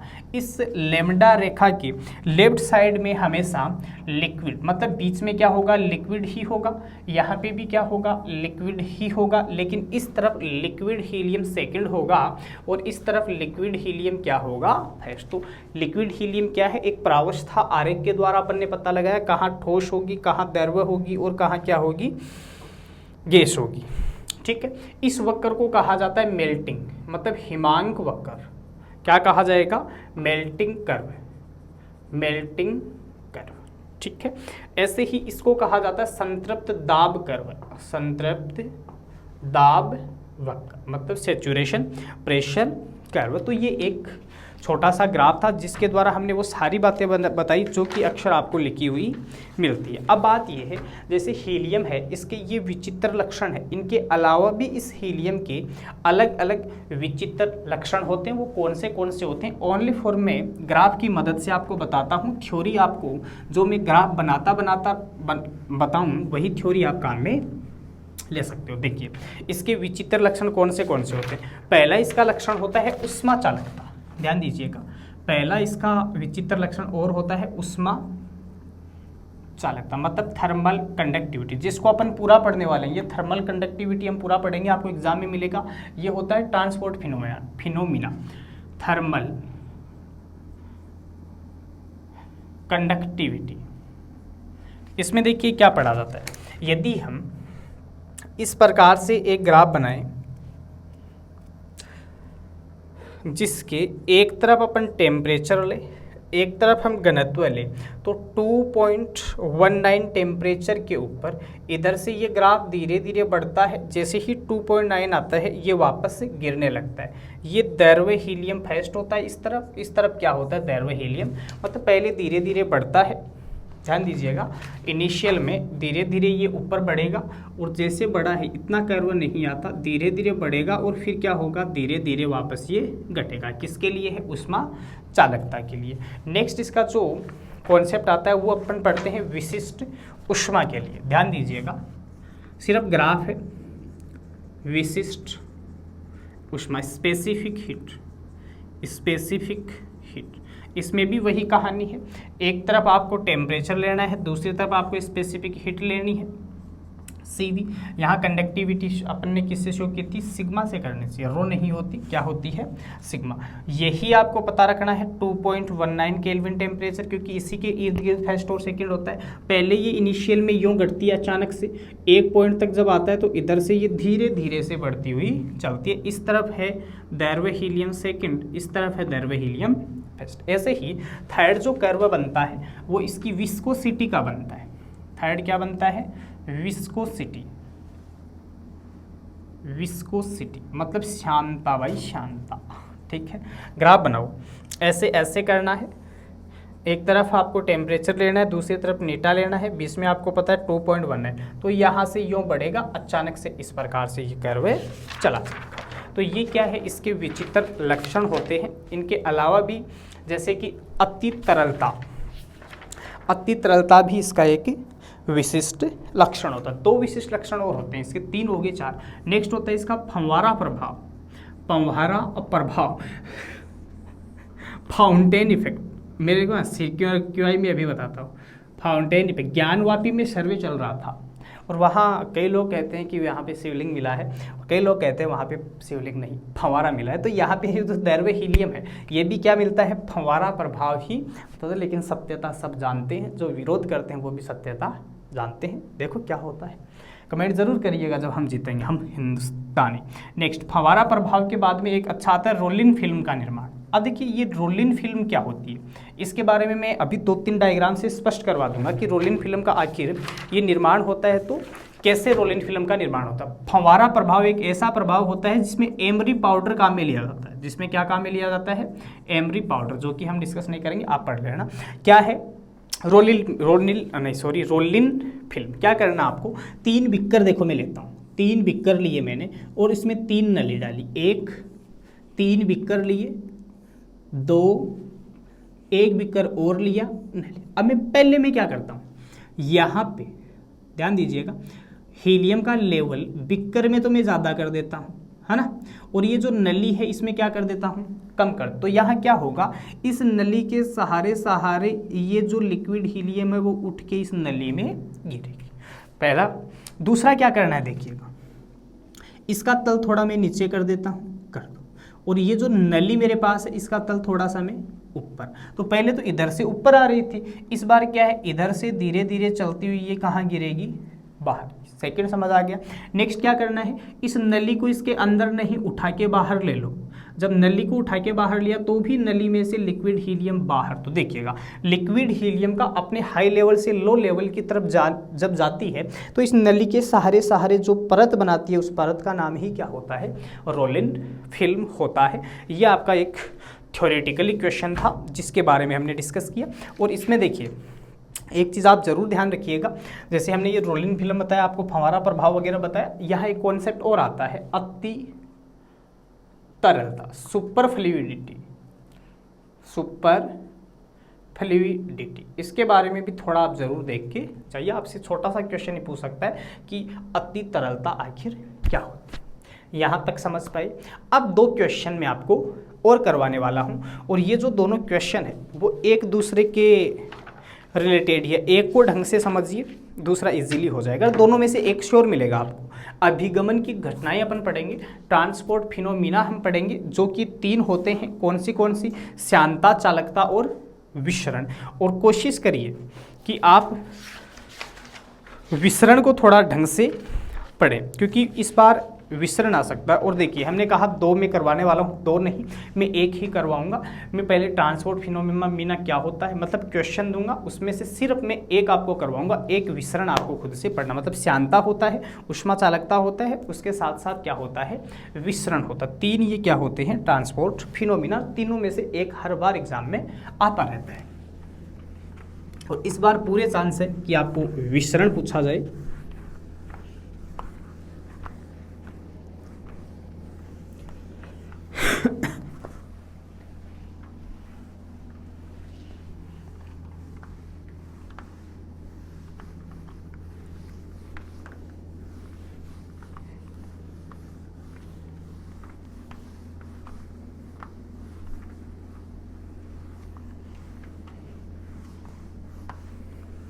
क्वेश्चन देखिए, पहले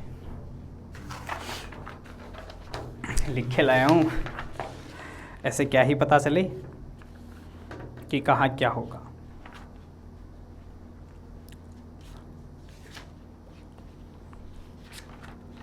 क्वेश्चन देखिए, अभिगमन की घटनाएं क्या है? क्वेश्चन देखिए, अभिगमन की घटनाएं क्या है, विसरण के बारे में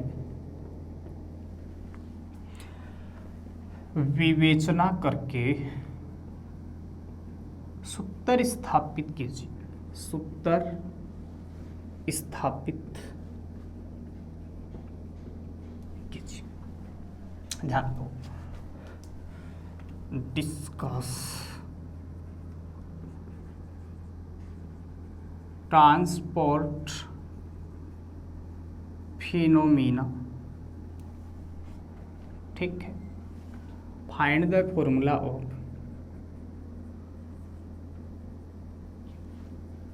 डिफ्यूजन। विसरण के लिए सूत्र की स्थापना करिएगा। देखो,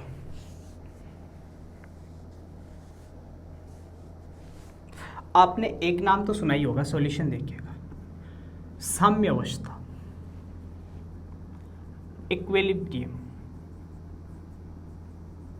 अच्छा जी, क्या होता है इसमें? जैसे मैं कुछ बनाता हूँ, इस तरफ ए है, इस तरफ जितना ए के पास है उतना ही बी के पास है, तो इस बीच वाली अवस्था को क्या कहा जाता है?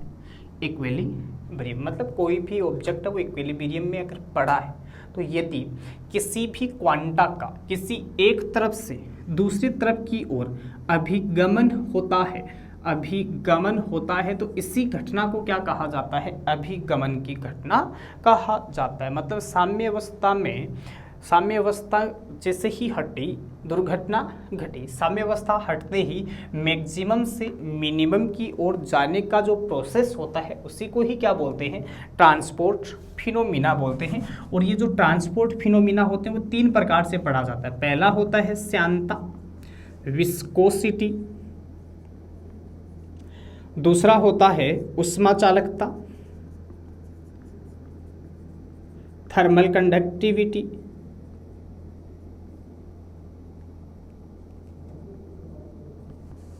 तीसरा होता है विसरण यानी कि डिफ्यूजन।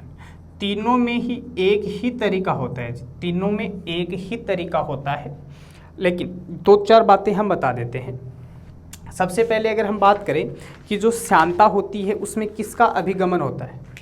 देखो, श्यानता जो होती है उसमें संवेग का अभिगमन होता है, मोमेंटम का। ठीक है।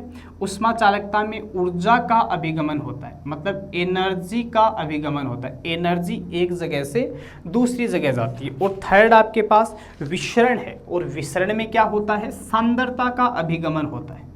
सांद्रता मतलब क्या बोलते हैं? कंसंट्रेशन। तो अभिगमन क्या है समझ आया? तीन प्रकार से होता है, श्यानता, उष्मा चालकता और उसके साथ में विसरण। हम क्या पढ़ने वाले? विसरण बहुत ही इंपॉर्टेंट है। और आपके पास समय है तो आप थोड़ा सा समय उष्मा चालकता पर भी निकालिए, एक ही तरीके दोनों के होते हैं। ठीक है, चलिए अब अपन कंप्लीटली डिस्कशन करेंगे डिफ्यूजन के बारे में। अच्छे से आपको डायग्राम सीखना है बनाना। अब ध्यान रखना है, अपने पास कोई लिक्विड या कोई भी मटेरियल है जिसको अपन किसी एक पाइप में लेते हैं। मैं थोड़ा ढंग से बता रहा हूँ, बहुत अच्छा क्वेश्चन है। मान लो इस पाइप का एक पार्ट है अपने पास T, इसका दूसरा पार्ट अपने पास मान लो क्या है? Q। यहाँ से हम शुरू करते हैं, यहाँ डिस्टेंस Z बराबर 0, एकदम से बीच में चलते हैं, एकदम से बीच में चलते हैं मतलब Z पे। इससे एक ऊपर की परत, मतलब परत अंदर काफ़ी परत है, बीच की ली, एक ऊपर की ले ली और एक कहाँ की ले ली? नीचे की ले ली। अब हम ये मानते हैं कि जो ऊपर की परत ली है उस परत में और इस परत में ट्रांसपोर्ट फिनोमिना का कोई कांस्टेंट है लेमडा, उसका डिफरेंस है। मतलब ऊपर है तो Z प्लस लेमडा कर दो, नीचे है तो क्या कर दो? Z minus lambda. इसी तरीके से कंसंट्रेशन की अगर बात हो रही है तो हम एकदम बीच वाले की मानते हैं N प्लस एन डेस। अब बात ये है कि उसकी क्या माने? तो ऊपर की तरफ जाते हैं अपन तो कंसंट्रेशन में चेंज होगा। अगर कंसंट्रेशन में चेंज हो रहा है तो लेमडा डेल्टा एन डेश, मतलब एन में चेंज होगा तो d n dash divided by किसके रेस्पेक्ट में चेंज होगा? एन एक्सिस जेड के रेस्पेक्ट में। ऐसे ही नीचे की तरफ आएंगे तो भी चेंज होगा। यहाँ दो कॉन्सेप्ट आपको सीखना है। देखिए, n plus n dash, total जो कंसंट्रेशन है उसको लिखने का तरीका होगा n प्लस एन डेज, जो कि क्या है, गैस में अणुओं की संख्याओं का कुल घनत्व होता है, ठीक है ना। और इस घनत्व में अगर चेंज हो रहा है तो उसको बोला जाता है घनत्व की प्रवणता, चेंजमेंट। तो dn अपॉन क्या बोला जाता है, इनकी जगह आप एक पैरामीटर भी यूज कर सकते हो, लेकिन कुल घनत्व n प्लस एन डेज ही बोला जाता है।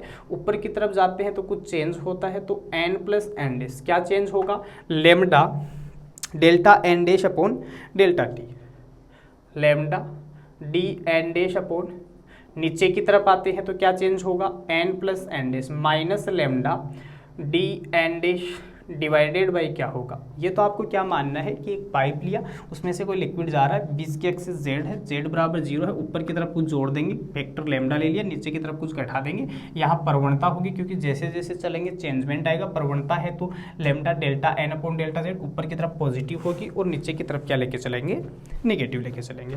क्लियर है इतनी बात। तब यहाँ से क्या कहा जाता है, देखिएगा मैं नाम दे देता हूँ, ये बीच वाला A है, ये मान लो B है और ये C है। तो A पर तो आपको पता ही है n प्लस क्या है, एन डैश। अब एक कॉन्सेप्ट आपको और यहाँ सीखना है कि कितने अणु यहाँ गति करेंगे। ध्यान दीजिएगा कि अणुओं की जो गति होगी वो कितने अणुओं की गति होगी, ये सीखना बहुत ही नेसेसिटी है। ध्यान दीजिएगा, जब अपन इस जेड एक्सिस की बात करेंगे, है ना, तो इस जेड एक्सिस से आधे तो ऊपर की तरफ जाएंगे और इससे आधे नीचे की, तो 1/2 हो गए। और अपने को पता है जैसे ये जेड में जा रहा है वैसे एक्स में जा सकता है, वाई में जा सकता है, जेड, तो 3 तो ये हो गए, आधा ऊपर आधा नीचे। तो एक्सिस का योगदान कितना रहा, 1/3, ऊपर नीचे का योगदान 1/2, 3 दूनी 6, मतलब टोटल जो योगदान है वो कितना रहेगा, 1/6 रहेगा। इसी कॉन्सेप्ट से अपन अपना काम करेंगे। तब ये कहा जाएगा कि यहाँ से घनत्व में अगर परिवर्तन हो रहा है n, तो यहाँ टोटल वैल्यू कितनी होगी, n/6। वेलोसिटी मान लो किस वेग से ये जा रहा है, n/6, वेलोसिटी से भी मल्टीपल करना है, n/6 इंटू वी बार, मतलब बीच वाली ए से चलकर जब बी पर अपन पहुंचेंगे तो वहां कितनी वैल्यू कवर होगी, n/6 इंटू वी बार। ऊपर से नीचे आएंगे तो नेगेटिव में कवर हो जाएगी, ऊपर जा रहे हैं तो पॉजिटिव में ये वैल्यू कवर हो जाएगी। अब बात ये है आखिर करें तो हम कैसे करें, ठीक है। तो ध्यान दीजिएगा, हम बी के ऊपर कंसंट्रेशन निकालेंगे, ए के ऊपर कंसंट्रेशन निकालेंगे, बहुत ही आसान सा है, बहुत ईजी है। ध्यान दीजिएगा, अब मैं क्या निकाल रहा हूँ, बी पर मतलब एट पॉइंट बी, यहाँ विसरण J माइनस एन। अगर B पे निकालूं तो B कहाँ रहेगा, अच्छा ऊपर की ओर है तो J प्लस एन कर दो,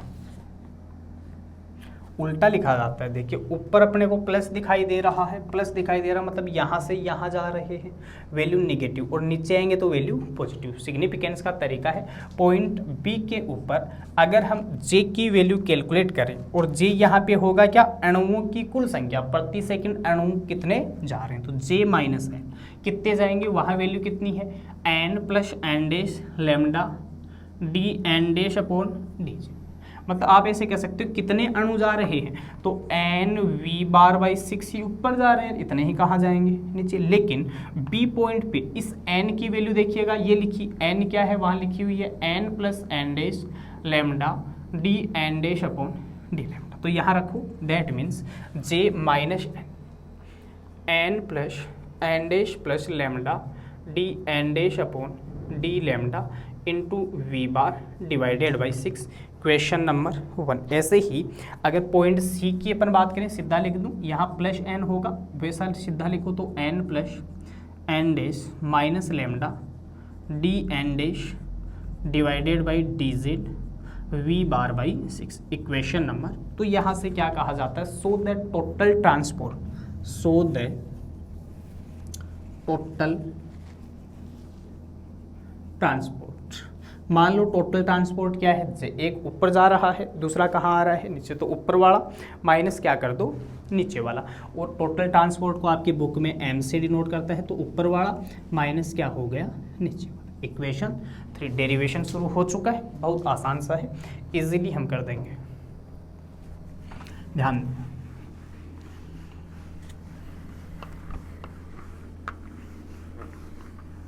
आगे चलो, यूजिंग इक्वेशन 1 and 2 in 3 में रखो, क्या आया, जे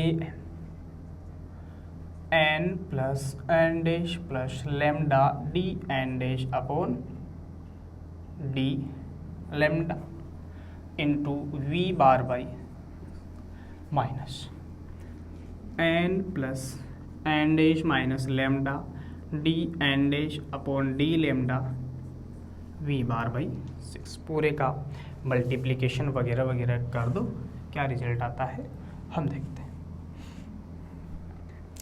और देखो ऐसे होता है, प्लस माइनस माइनस होता है ना, तो ये माइनस आएगा, मतलब नहीं, ये माइनस आएगा, ये प्लस, और ये क्या आएगा, प्लस, नहीं नहीं minus, j minus n plus j n, j नहीं, जे माइनस एन नहीं, j plus n minus j minus n. अब ठीक है, करो, j n plus n dash n v bar by 6 n dash v bar by 6 minus lambda v bar by 6 d n dash upon d lambda minus n v bar by 6 n dash v bar by 6 minus lambda by 6 v bar d n dash upon d lambda. खत्म खत्म खत्म, कहानी खत्म। जे N देखिए 1/6 1/6 1/3 आ गया, 1/3 lambda v bar d n dash upon, question number कितना हो गया, 4 हो गया इतना। अब देखिएगा, एक साइंटिस्ट है जिनका नाम है फिक्स, है ना, according to Fick's, according to Fick's, Fick's क्या कहते हैं, फिक्स के अनुसार ये जो आपके पास फिनोमिना निकला है, इसका रिजल्ट होता है minus d, d n dash divided by D.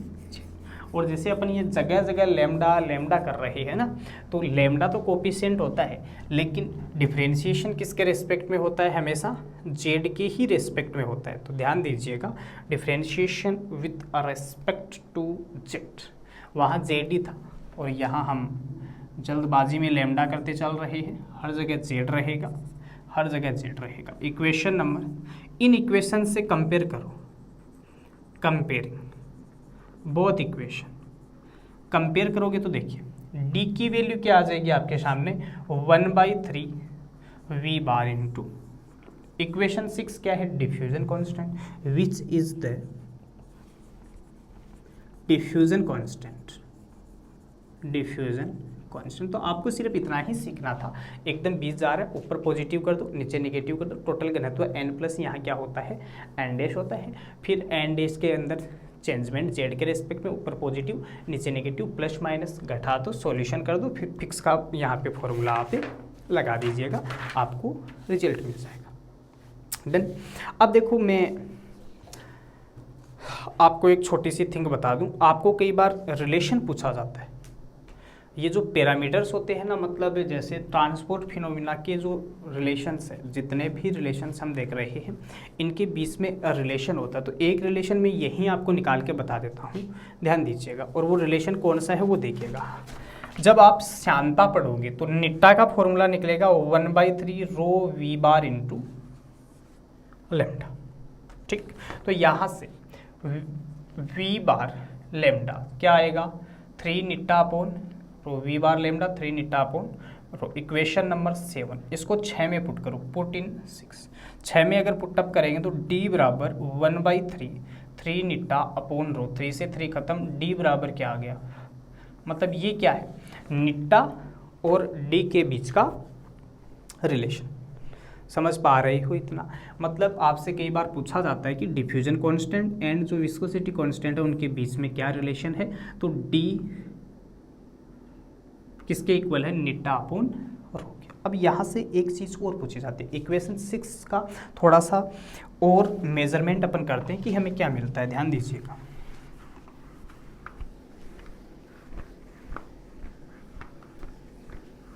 थोड़ा सा ध्यान दो। अब जैसे यहाँ लेमडा तो क्या है, कोई कांस्टेंट है, वी बार क्या है, वेलोसिटी। और ये जो वी बार होती है वो आदर्श गैस के लिए अगर हम डिस्कशन करें तो ये रूट टी के प्रोपोर्शनल होती है, ठीक है।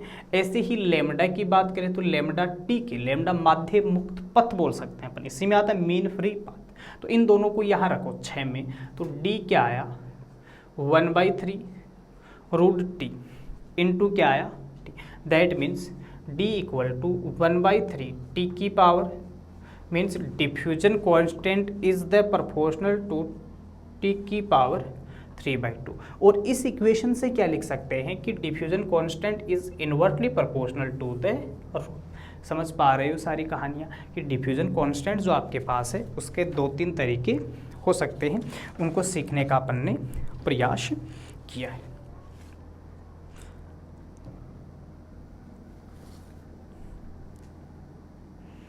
थोड़ा सा समय है, इसको देखिएगा। फिर एक लास्ट है जो कि क्या है, ये जितने भी पैरामीटर्स होते हैं इनके बीच का रिलेशन।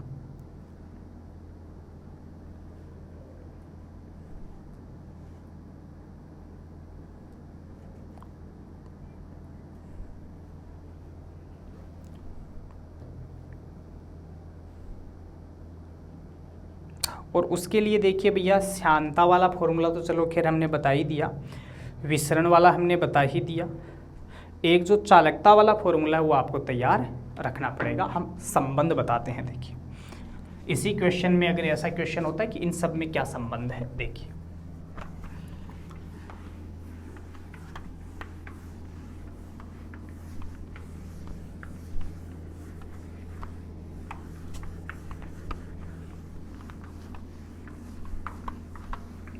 समय कम है तो स्पीड से चलना अपनी रेस्पॉन्सिबिलिटी है डियर।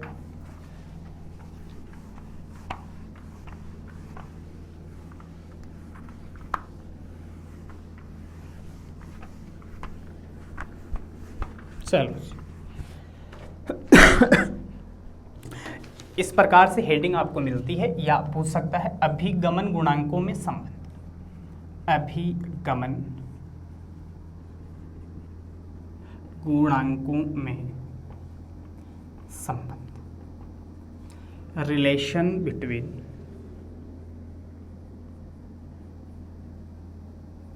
Transport coefficient. देखो क्या होता है, फॉर्मूले याद रखने हैं।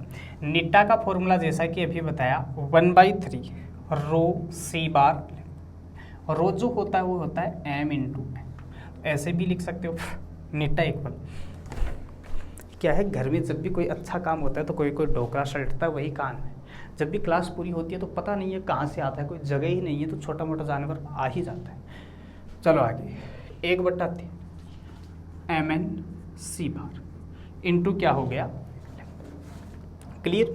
ऐसे ही देखिए मैं यही यूज करूँगा, ठीक है ना। इक्वेशन नंबर लिख के बताया थोड़ा सा, के जो कि मैंने नहीं पढ़ा है उसका फॉर्मूला निकलता है 1/3 CV सी bar into lambda. Question number ऐसे ही डी का फॉर्मूला अभी बताया 1/3 सी बार इंटू लेमडा, ठीक है 1/3 सी बार इंटू लेमडा। अब आपके कंफ्यूजन सर सी, जहाँ जहाँ आपके वेलोसिटी वी निकल रहा है मैंने क्या बना दिया उसको सी बना दिया, ठीक है। अब रिलेशन देखिए कैसे निकालते हैं। पहला रिलेशन में निकालता हूँ के और नीटा। किस में निकालना मेरे को, के और नीटा। तो मैं क्या करता हूँ देखिएगा, इक्वेशन जो 2 है इसमें 1 का डिवाइडेशन देता हूँ, तो लेफ्ट का लेफ्ट के अपॉन नीटा, यहाँ चलो 1/3 रो CV सी बार लेमडा, यहाँ चलो क्या आया 1/3 रो सी बार 1/3 रो सी बार लेमडा, मतलब के अपॉन नीटा क्या आया CV, जहाँ CV क्या है स्पेसिफिक हिट, जहाँ CV की वैल्यू क्या रहेगी जी, स्पेसिफिक हिट रहेगी। समझ रहे हो, CV क्या है specific heat at constant volume. देखिए रिलेशन निकल गया ना किसके बीच में, के और नीटा के बीच में। ऐसे ही दूसरा रिलेशन यदि मुझे निकालना होता तो मैं क्या करता, इक्वेशन 1 और 3 से देखिएगा, इक्वेशन 1 और 3 1/3 सी बार लेमडा। हाँ देखो, यूजिंग इक्वेशन 3 इन इक्वेशन 1, तो क्या आया, नीटा इक्वल और रो 1/3 सी बार लेमडा किसके बराबर आ गया, तो ये नीटा और किसके बीच में संबंध हो गया, डी के बीच में, मतलब और रो डी, अब कई बार ही आता है रो डी अपॉन नीटा किसके बराबर होता है 1। आपसे ये पूछा जाता है prove that rho d upon नीटा किसके बराबर 1। आपकी जानकारी के लिए मैं बता दूं, रो डी अपॉन नीटा का जो प्रैक्टिकल मान होता है, जो प्रैक्टिकल वैल्यू होती है उसका आंसर होता है 1.3। तो काफ़ी सारे क्वेश्चंस का डिस्कशन हम लोगों ने किया है, और एक जो क्लास और आपके पास अवेलेबल है उसमें जो क्वेश्चंस है वो भी सारे इंपॉर्टेंट क्वेश्चंस है। आपके मन में ये दुविधा नहीं रहनी चाहिए कि आखिर ये क्या था और वो क्या था, ठीक है, इसको देखिएगा।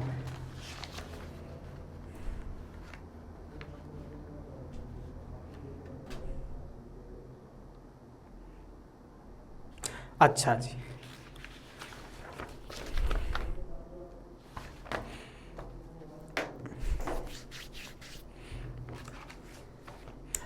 तो ये थे आज की क्लास के आपके टोटल ही इम्पोर्टेंट क्वेश्चंस। देखिएगा, हमारा प्रयास है कि जो अच्छे अच्छे टॉपिक्स हमें लगते हैं वो टॉपिक्स हम बच्चों को दें, क्या पता उनमें से एग्ज़ाम में आए। बाकी आपके मन में आपको कोई निगेटिव धारणा नहीं रखनी है कि सर ने बता दिया 100% ही आएगा। हाँ, हम कह रहे हैं 60% तक इनमें से मिल जाएगा। थर्मो की ये क्लास है, एक क्लास और आपकी पटल के ऊपर पढ़िए, 60% ईजीली आ जाएगा, ठीक है। मतलब ये जो क्लासेस दी जा रही है उस बच्चे के लिए दी जा रही है जिसने कुछ भी नहीं पढ़ा, जो गुड एकेडमिक रिकॉर्ड वाले हैं, जिनके शानदार जो मेरिट स्टूडेंट होते हैं, वो ऐसे क्लास पे ध्यान नहीं देते हैं, वो ओनली सिर्फ क्वेश्चन देखते हैं कि आखिर कौन से क्वेश्चंस पूछे गए हैं, और वो डायरेक्टली पूरा मैटर तैयार रखते हैं। लेकिन मैं हर एक को होशियार मानता हूँ।